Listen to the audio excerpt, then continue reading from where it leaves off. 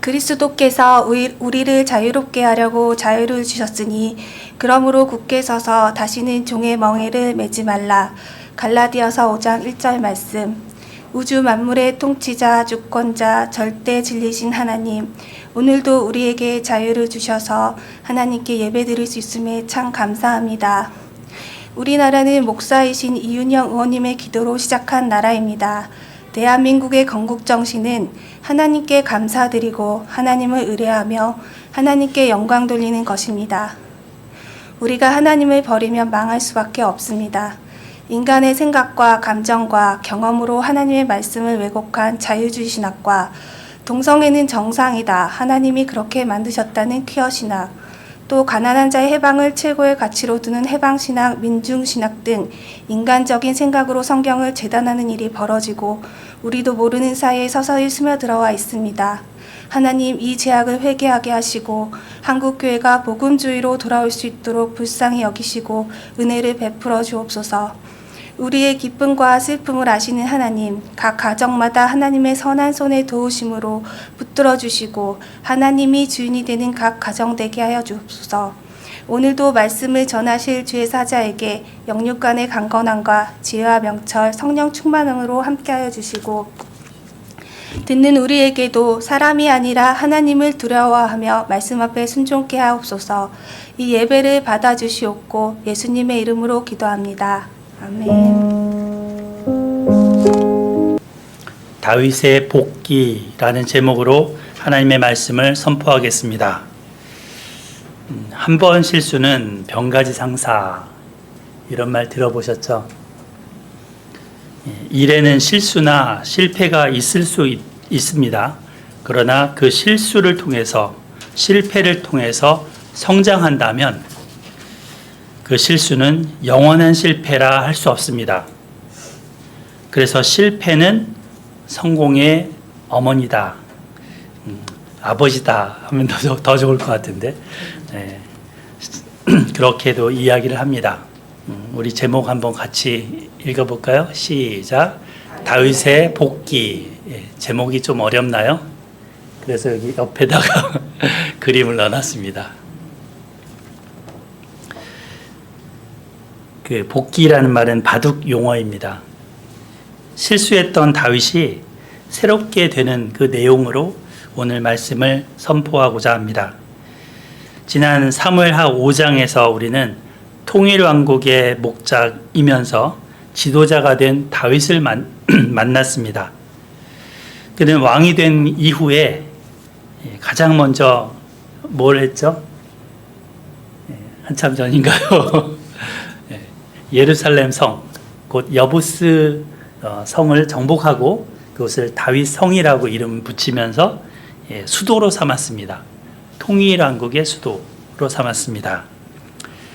그리고는 블레셋이 또 쳐들어와서 격렬한 전투를 했는데 이때 하나님께 묻고 또 물으면서 하나님의 전쟁을 했습니다.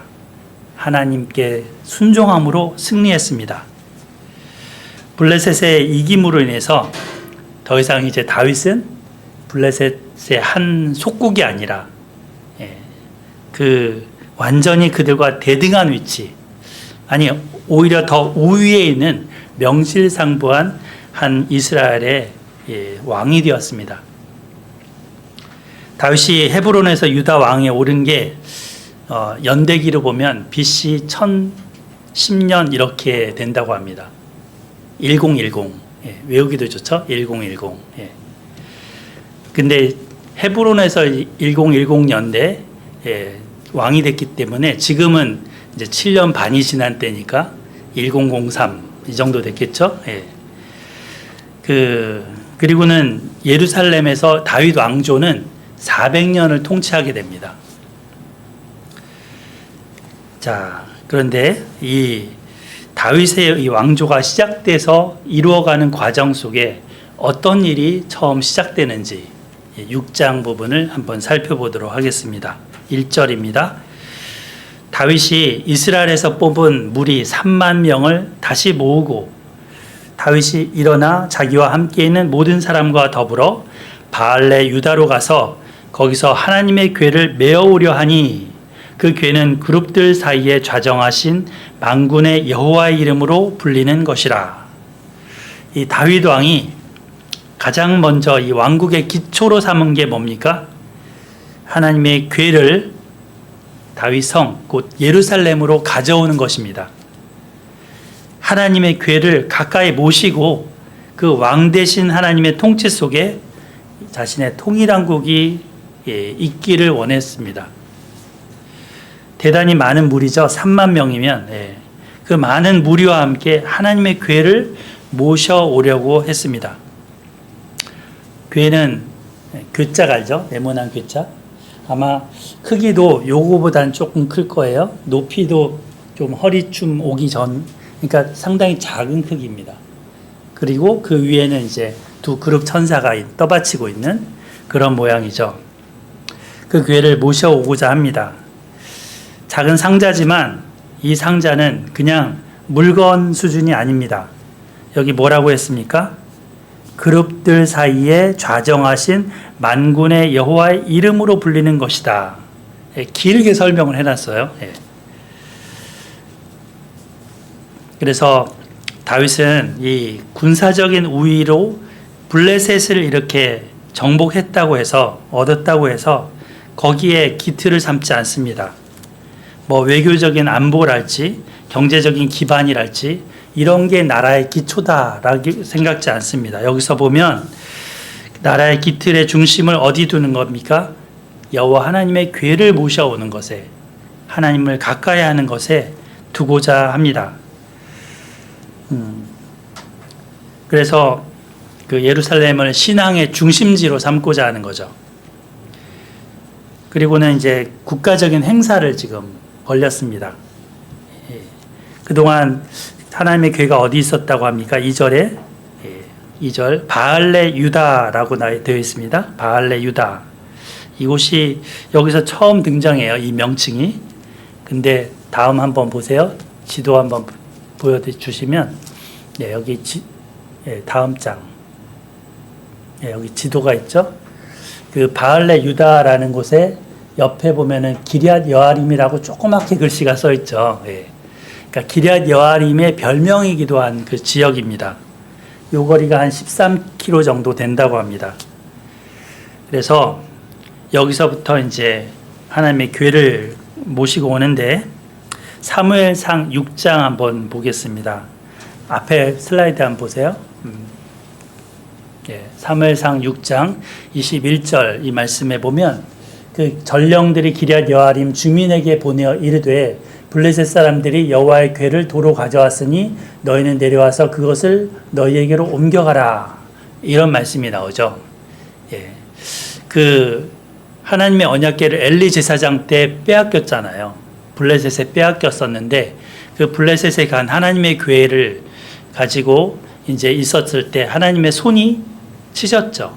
블레셋 여러 성읍을 쳐왔고 블레셋 사람들이 그 괴를 다시금 돌려보냈습니다. 그 돌려보내면서 이제 여기 그 장소에 있는 벳세메스로 가져왔는데 그 괴를 들여다본 사람들이 많이 죽었습니다. 이로 인해서 하나님의 괴를 함부로 대하면 안 된다는 것에 놀래서 두려워서 그들은 어디로 보냈다고요? 기럇 여아림 주민에게. 그러니까 여기 지금 6장에 나오는 이 바알레 유다 여기 같은 장소인 거죠. 그래서 그 괴가 어디 갔습니까? 7장 1절 한번 같이 읽어볼까요? 7장 1절 시작. 다 같이 한 목소리로 시작. 기럇 여아림 사람들이 와서 여호와의 괴를 옮겨 산에 사는 아비나답의 집에 들여놓고 그의 아들 엘리아사를 거룩하게 구별하여 여호와의 괴를 지키게 하였더니. 엘리아살이 그 하나님의 괴를 지켰다고 나오죠. 그리고는 얼마 동안 있었다 그래요? 7장 2절 20년 동안 오래 있은지라 했습니다. 20년. 요 사무엘하 당시에는 20년을 있었습니다. 근데 다윗 때 지금 이때까지 오면 한 50년이 지난 때입니다. 기간이 더 지났습니다. 아비나답의 아들인 엘리아살이 여호와의 괴를 지켰다고 했는데 오늘 여기 본문에는 엘리아살이 안 나오고 누가 나와요? 3절에 사무엘 6장 3절 누가 나오죠? 맨 끝에 나오죠? 우사와 아효, 그죠? 그 사람들도 아비나답의 아들이라고 묘사되어 있습니다. 그죠? 근데 연대로 보면 아비나답의 아들, 이 벤이라는 아들이라는 거를 히브리어에서는 손자를 아들이라고도 씁니다. 그래서 엘리아살의 아들일 수 있다라는 가능성이 더 높습니다. 예. 여하튼 그 집에서 지금 하나님의 궤를 예루살렘으로 모셔오고자 합니다. 어떻게 가져옵니까? 예. 양정우 집사님 3, 4절 한번 읽어주시겠습니까? 그들이 하나님의 궤를 새 수레에 싣고 산에 있는 아비나답의 집에서 나오는데 아비나답의 아들 우사와 아유가 그 새 수레를 민다. 그들이 산에 있는 아비나답의 집에서 하나님의 궤를 싣고 나올 때에 아유가 궤 앞에서 가고. 네, 여기 보면 아효라는 사람이 이제 앞에서 수레를 끄는 거죠. 네, 그리고 우사는 옆에 있는 겁니다. 예, 옆에서 수레를 따라가는 겁니다. 5절에 보면 다윗과 이스라엘 온 족속은 잣나무로 만든 여러 가지 악기와 수금과 비파와 소고와 양금과 제금으로 여호와 앞에서 연주하더라. 예. 다윗과 모든 백성들이 모든 악기, 각종 악기를 동원했습니다. 그래서 이 여호와의 궤를 옮겨오는 이 행사를 축하하고 기뻐하면서 전 국민이 함께 이거를 환영하도록 했습니다. 여기 나오는 수금, 비파, 소고, 양금, 제금 뭐 이런 거, 이게 쉽게 얘기하면 타악기, 관현악기 이런 거죠. 그죠? 예. 흥겨운 음악가락에 맞추어서 하나님의 궤가 지금 예루살렘으로 이동하고 있습니다. 모든 게 다 순조롭게 되는 듯 보였습니다. 다윗의 계획대로 추진되는 것처럼 보였습니다. 그러나 6절부터 반전이 일어납니다. 우리 은영 권사님 6절을 읽어주실까요?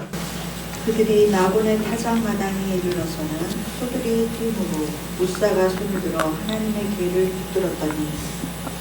네, 감사합니다. 이 타작마당에 도착한 소들이 뛰었다고 합니다. 원문을 보면은 이게 넘어졌다는 표현입니다. 새 한글 성경에서는 소들이 비틀거렸기 때문이다 라고 했습니다. 그러니까 이 뛰었다라는 번역은 추측에 의한 거로 조금 의역을 한 거죠. 확실하진 않지만 소들이 넘어지게 하는 어떤 상황이 발생했습니다. 우사가 손을 뻗어서 하나님의 궤를 붙들었더니 여호와 하나님이 우사가 잘못함으로 말미암아 진노하사 그를 그곳에서 치시니 그가 거기 하나님의 궤 곁에서 죽으니라. 엄청난 사건이 발생했습니다. 이거를 새한글 성경으로 제가 읽어드려 볼게요. 여호와께서 우사를 향한 노여움으로 불타올라 그를 거기서 치셨다. 그가 자기 마음대로 했기 때문이었다. 그는 자기 하나님의 상자 옆에서 죽었다. 거기 하나님의 상자 옆에서 죽었다. 그러니까 우사가 자기 마음대로 했기 때문이라고 이렇게 해놨습니다. 이 우사가 하나님의 궤를 붙든 거는 사실 이게 수레에서 떨어질까봐 걱정이 돼서 이렇게 그거를 막으려고 붙들었을 겁니다. 예. 근데 자기가 하나님의 궤를 어찌 할 수 있다고 여긴 것일까요, 이게? 예. 이 부분을 읽으면 고개가 약간 갸우뚱해집니다. 이해가 안 되는 거죠. 예. 자세한 설명이 성경에서는 달고 있지 않습니다. 우사가 그냥 잘못했다라고만 나옵니다. 근데 우사에게 우리는 포커스를 여기서 맞출 것이 아니라 성경은 사실은 다윗에게 맞추고 있는 겁니다. 그걸 봐야 됩니다. 정말 책임은 누굽니까? 다윗입니다. 이 모든 수송작전의 책임자는 다윗입니다.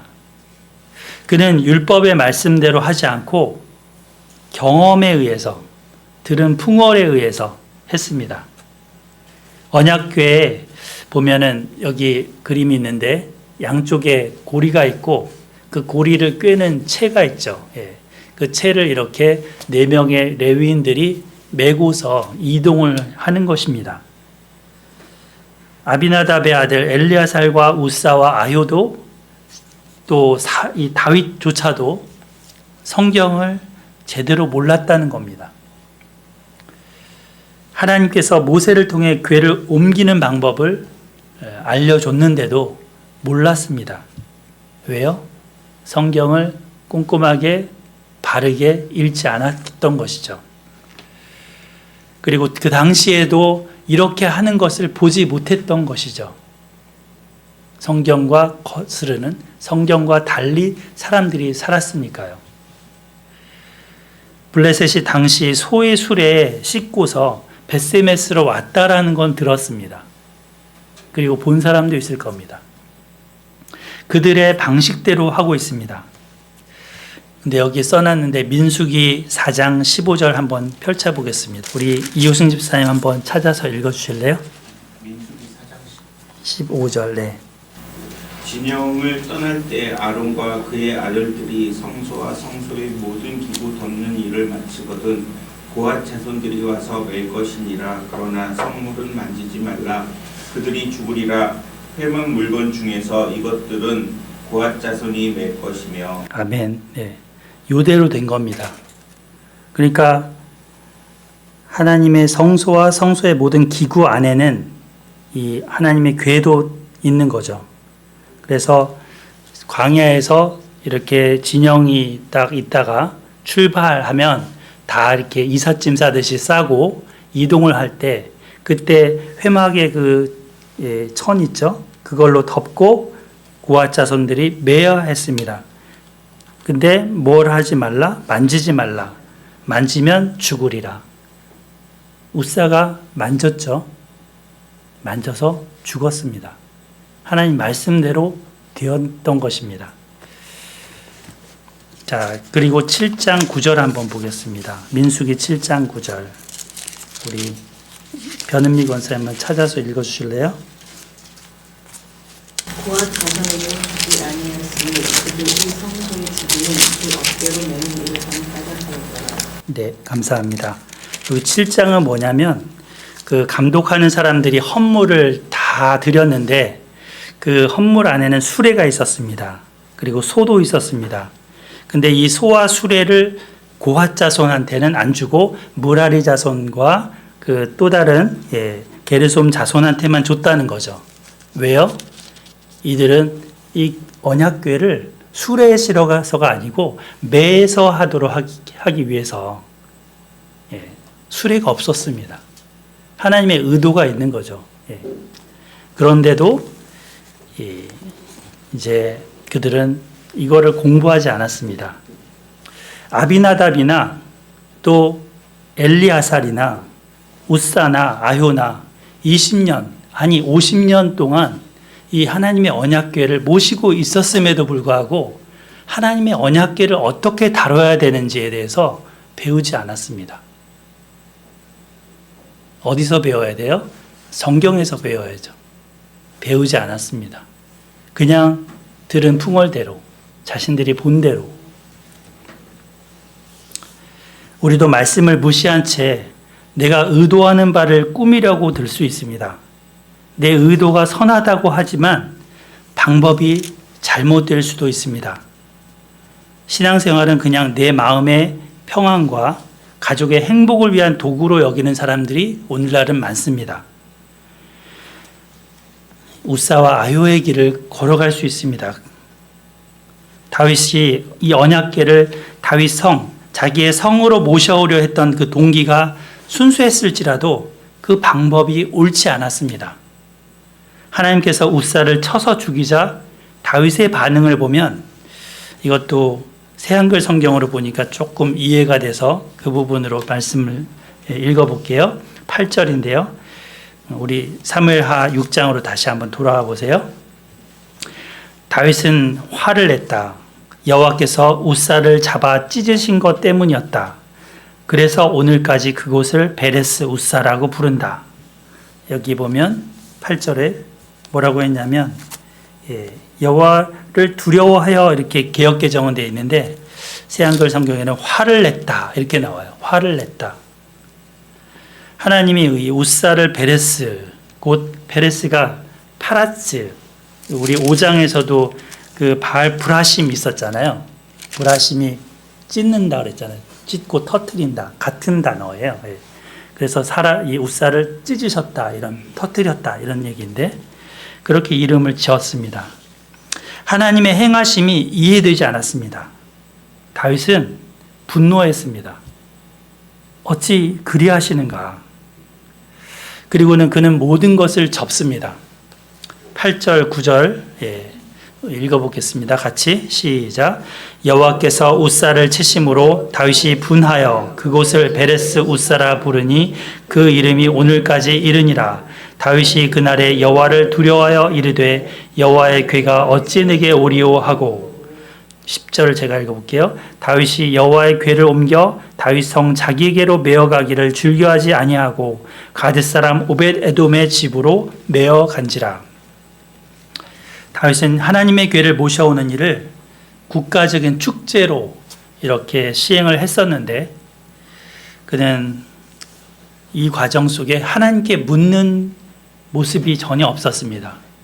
5장에서 바로 앞에서는 물었잖아요. 예. 묻는 것도 없었습니다. 그리고 사실 이 언약궤를 가져오는 그 동기가 순수했었는지도 한번 되짚어 봐야 됩니다. 이 북쪽의 지파 중심으로 하나님의 언약궤와 성막이 그동안에 있었습니다. 그래서 실로랄지 베델이랄지 이런 게 다 북쪽 지파 쪽이었습니다. 그런데 이것을 예루살렘 다윗 성 자기네 쪽으로 가져오는 거죠. 그 유다 지파 쪽으로. 그러므로 인해서 북쪽 사람들의 신앙의 종교의 중심지를 이쪽으로 끌어내리는 데 의도가 있는 겁니다. 이해되시죠? 네. 이런 모습은 나중에 분열왕국이 될 때 이 남쪽의 솔로몬 이후에 르호보암과 여로보암으로 찢어지잖아요. 그때 여로보암이 남쪽의 예루살렘이 종교 신앙 중심지인데도 불구하고 어떻게 합니까? 단과 베델에다가 송아지 우상을 만듭니다.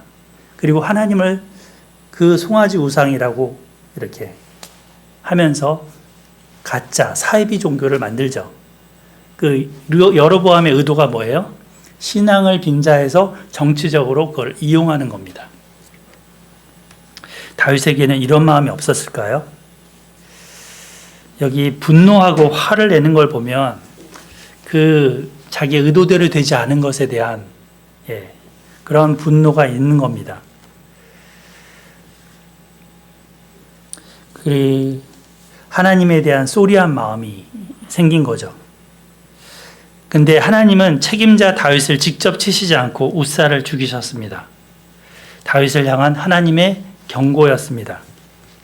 우리도 자칫 하나님을 나의 평안과 행복을 목적으로 이용해 먹으려는 그런 잘못된 의도가 신앙생활에 없는지 돌아보아야 합니다. 저기 북쪽에 또 이 여로보암의 길을 걷는 한 집단이 있죠. 김일성 우상숭배 집단. 그래서 평양 대붕 중심지였던 그 산정현교회 바로 그 자리에다가 김일성 우상의 재단을 만들어 놓고 숭배해 온 지가 거의 70년입니다. 하나님이 떠나심으로 그 땅은 혹독한 추위와 굶주림에 몰아왔습니다. 자기의 정치적인 목적으로 신앙적인 형식을 이용해서 이용해 먹는 집단은 그 종말이 참혹합니다. 또 의도가 옳다고 하더라도 방법도 옳아야 하는데 각종 편법과 불법을 이용해서 목적을 이루려는 집단도 그 결국은 좋지 못합니다. 한국 교회를 보면 돈이라는 만몬, 그리고 큰 건물, 많은 교인 이런 것을 과시하면서 이러한 다윗의 실패의 사례를 가져온 건 아닌지 짚어봐야 합니다. 말씀을 제껴두고 자기 목적을 위해서 하나님을 이용하려는 것에는 제동이 걸리게 됩니다. 이것이 우사의 교훈입니다. 자, 우리 11절, 12절을 같이 읽어보겠습니다. 11절, 12절 시작. 여호와의 궤가 가드 사람 오벳에돔의 집에 석 달을 있었는데 여호와께서 오벳에돔과 그의 온 집에 복을 주시니라. 어떤 사람이 다윗 왕에게 아뢰어 이르되 여호와께서 하나님의 궤로 말미암아 오벳에돔의 집과 그의 모든 소유에 복을 주셨다 한지라. 이 가드 사람 오벳에돔은 이스라엘 사람이 아니죠. 가드 사람이라고 되어 있잖아요. 블레셋 사람입니다. 다윗에게 충성하기 위해서 온 그런 다윗 블레셋의 망명자일 것입니다. 이스라엘 백성이 그 하나님의 궤, 언약궤를 모시는 것을 거절을 하자 이방인의 집에 지금 머물게 됐습니다. 그런데 그 집을 하나님이 복 주셨습니다. 그의 모든 소유에 복을 주셨다. 신명기에 보면은 28장에 들어가도 복을 받고 나와도 복을 받고 소쿠리에도 복을 받고 그죠?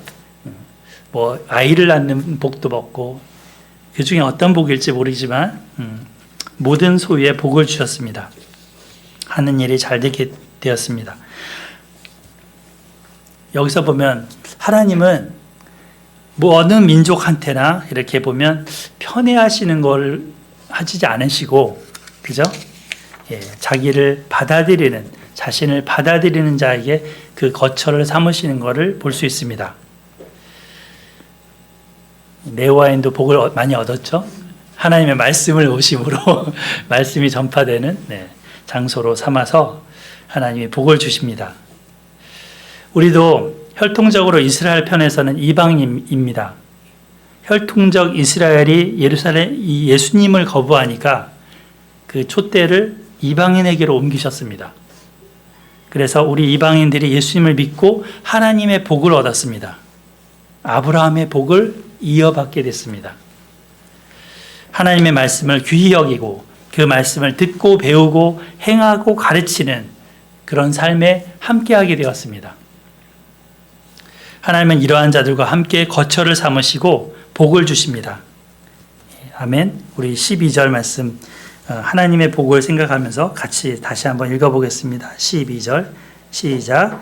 어떤 사람이 다윗 왕에게 아뢰어 이르되 여호와께서 하나님의 궤로 말미암아 오벳에돔의 집과 그의 모든 소유에 복을 주셨다 한지라. 다윗이 가서 하나님의 궤를 기쁨으로 메고 오벳에돔의 집에서 다윗 성으로 올라갈세. 네, 감사합니다. 여러분 가정에 드려지는 가정 예배 그리고 가정의 기도 시간들을 통해서 하나님의 말씀이 함께하고 하나님의 궤와 같은 말씀이 함께하고 하나님의 모든 복이 여러분의 모든 소유에 함께하기를 축복합니다. 자, 이 오벳에돔의 집에 소식을 들은 이 다윗, 지난번 잘못이 무엇인지 되짚어 보기를 했습니다. 다음 슬라이드 한번 보실까요? 그 윤태우 작가라는 만화가가 이제 미생이라는 이런 만화책을 썼죠. 이거를 바탕으로 드라마가 있었습니다. 바둑 기사였던 장그래라는 사람이 이제 그 바둑이 더 이상 안 되니까 이제 취업을 하죠. 그래서 사회생활을 시작합니다. 그런데 이 장그래가 사회생활 초년병으로서 여러 가지 실수도 하고 어려움도 겪습니다. 대인관계랄지 회사 생활에 있어서 많은 어려움들이 있습니다. 근데 이 사람은 실수를 하면 또 실패를 하면 뭐를 하냐면 바로 복기를 합니다. 복기, 바둑 용어죠. 그래서 회복할 복자에다가 바둑기 이 두 글자를 따서 복기라고 합니다. 이런저런 여러 가지 파도를 만나면 우리는 그러한 파도에 다치기도 합니다. 상처가 나기도 합니다. 그러나 복기를 하면서 내가 왜 그런 파도를 만났는지 또 어떻게 그 파도를 넘어서서 서핑처럼 이렇게 그 파도를 극복할 수 있는지 살피는 시간을 가져야 합니다. 그리고 재기하여 도전할 때 성장하는 기쁨을 얻게 됩니다. 다윗은 이 오베데돔의 집에 석 달 동안 하나님의 교회가 가 있는 동안 복기를 했습니다. 소인자님 뭐를 했다고요? 복기. 한번 해보세요. 복기. 예. 바둑은 안 드셔봤죠? 예. 바둑 넣어보신 분들은 알 텐데, 다 이렇게 판을 다 이렇게 끝나고 나서, 이 판들의 그 돌들을 다 흰 돌, 검은 돌 다 넣잖아요. 그리고 앞서 했던 거를 그대로 다시 한번 놓는 겁니다. 자, 이렇게 해서 그는 이 차근차근 이 웃사 때의 일을 되돌아보았습니다. 그리고 이번에는 그는 성경의 방법대로 하나님의 교회를 예루살렘으로 모셔오게 됩니다. 자기가 말씀에서 벗어났던 것을 깨닫고 말씀대로 다시금 하게 됩니다. 그 부분이 우리 12절 후반부 13절이죠. 예. 다윗이 가서 하나님의 궤를 기쁨으로 메고, 여기 메고가 중요한 단어예요. 메고 오베데돔의 집에서 다윗 성으로 올라갈새 여호와의 궤를 맨 사람들이, 또 맨이라는 말이 나오죠. 맨 사람들이 6걸음을 가매 다윗이 소와 살찐 송아지로 제사를 드리고, 앞서 악기를 동원하면서 겉으로는 막 휘황찬란하고 이 음악 소리와 풍악 소리와 이런 것들이 축제처럼 있었지만 지금은 그런 말이 없습니다. 중요한 핵심이 뭡니까? 메고, 그죠? 기쁨으로 메고 성으로 올라갔습니다. 그리고는 어떻게 합니까? 14절에 보면 다윗이 여호와 앞에서 힘을 다하여 춤을 추는데 그때 다윗이 배 에봇을 입었더라. 여호와 앞에서 춤을 춥니다. 그는 여호와 앞에서 어린아이와 같이 춤을 춥니다. 어제 저희 손주들한테 이런 그 영상 통화를 한번 했는데 음악을 한번 틀어줬더니 정원이가 빙글빙글 막 돌면서 온갖 재롱을 부리면서 막 춤을 추더라고요. 아마 이 어린아이가 그렇게 춤을 췄듯이 그런 모습으로 하나님 앞에 다윗도 춤을 추지 않았을까 싶습니다. 이렇게 춤을 추는 이유가 뭡니까? 하나님께 대한 감사하는 마음이었습니다. 이전에는 화가 났었잖아요. 자기가 오해해서 화가 난 거였죠. 그러나 이제 그것이 오해도 다 풀렸고 하나님 말씀 앞에서 그는 새로워졌습니다. 언약궤를 이제는 수레의 식구가 아니라 사람들에게 메어서 옮깁니다. 그리고는 사람들이 6걸음을 6걸음 이렇게 걸을 때마다 뭘 합니까? 진심의 예배를 드립니다. 특심의 예배를 드립니다. 그래서 여기 보면 소와 살찐 송아지로 제사를 드렸다 이렇게 나오죠. 다음 슬라이드 보시면 한 책을 소개하고 있는데요. 이 6걸음이라는 제목을 갖고 있는 책입니다. 이분은 이제 목사님이신데요. 원유경이라는 목사님이신데 그분이 이 책을 쓰면서 자기 간증을 담았습니다.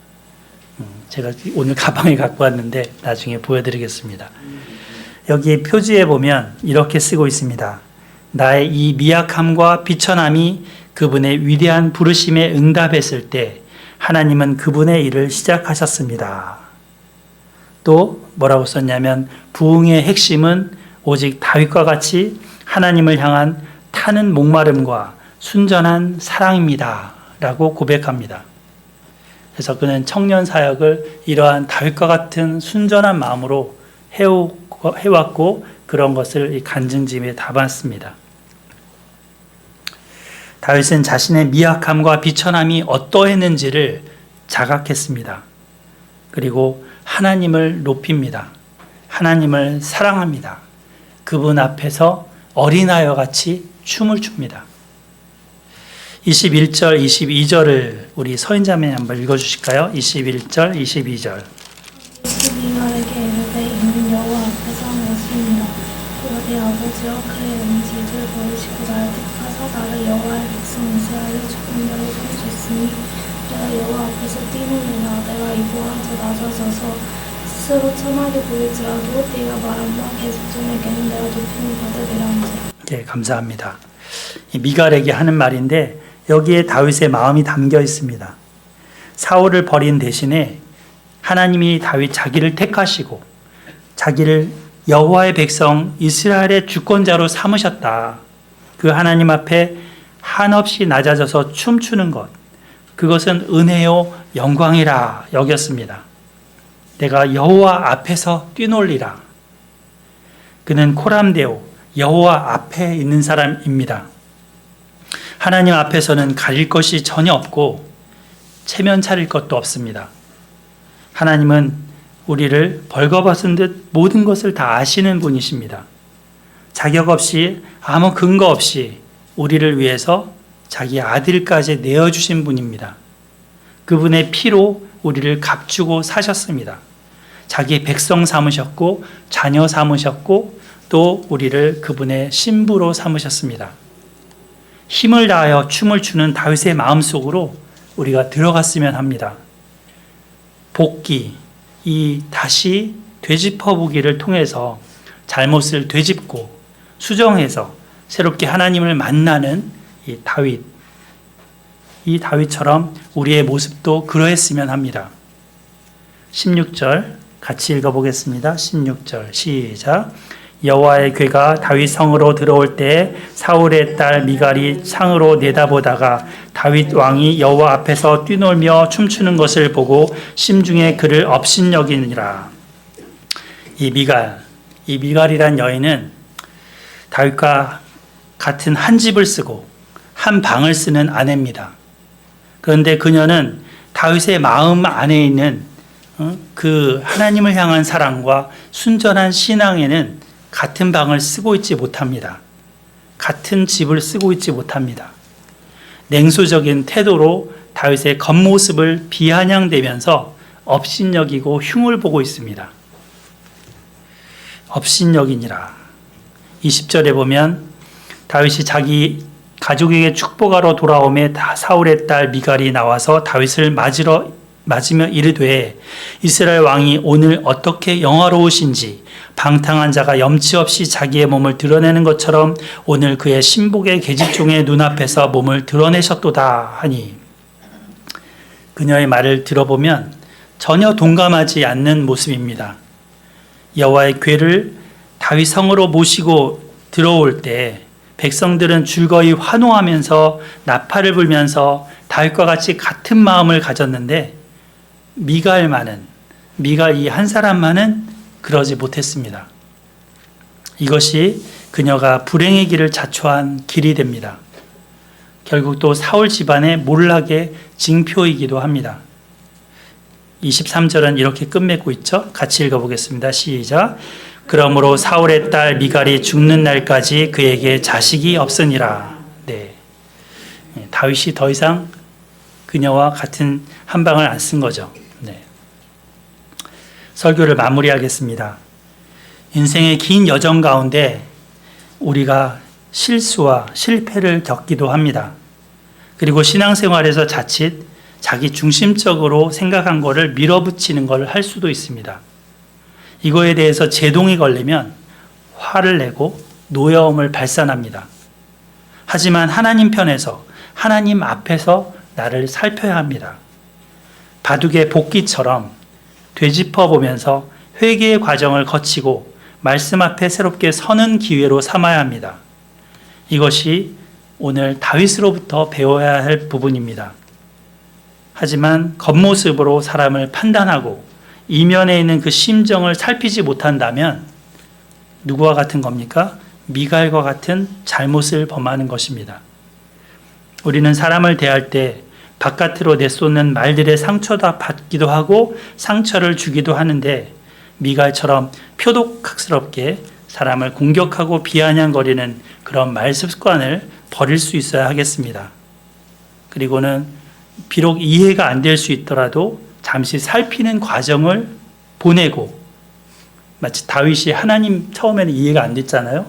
살피는 과정을 거치다 보니까 복귀하게 되고 또 사랑하는 마음, 하나님을 사랑하고 이해하는 마음을 가진 것처럼 사람에 대해서도 상대방에 대해서도 그렇게 할 수 있을 것입니다. 사랑하는 마음을 담고 대할 수 있으면 참 좋겠습니다. 다윗이 웃사의 교훈을 통해서 분노에서 기쁨으로 변화의 성장을 겪었듯이 우리 모두 하나님 앞에 살아갈 수 있기를 바랍니다. 무엇보다 다윗이 고백했던 바처럼 나를 택하시고 목자로 삼아주시고 부모로 삼아주시고 리더로 삼아주신 그 하나님의 은혜에 감격하면서 춤추고, 옛날에 변은미 원사님 새 찬양하는 집회에서 같이 가서 춤추고 그랬는데 그때가 생각나던데요. 춤추고 감격해서 예배 드릴 수 있는 우리 모든 성도가 되기를 축복합니다. 아멘. 우리 말씀 읽고 기도하겠습니다. 6장 14절 같이 읽겠습니다. 시작. 다윗이 여호와 앞에서 힘을 다하여 춤을 추는데 그때 다윗이 배 에봇을 입었더라. 아멘. 사랑하는 하나님 아버지, 다윗의 복귀 이 말씀을 통해서 우리가 여러 가지 실패와 실수 속에서 정말 외부로 그 원망과 화를 쏟기 쉬운데 하나님 잠잠히 하나님의 말씀을 통해 돌아보는 시간 갖기를 기도합니다. 그리고 그 과정 속에 무엇이 잘못됐는지 바르게 교정할 수 있기를 기도합니다.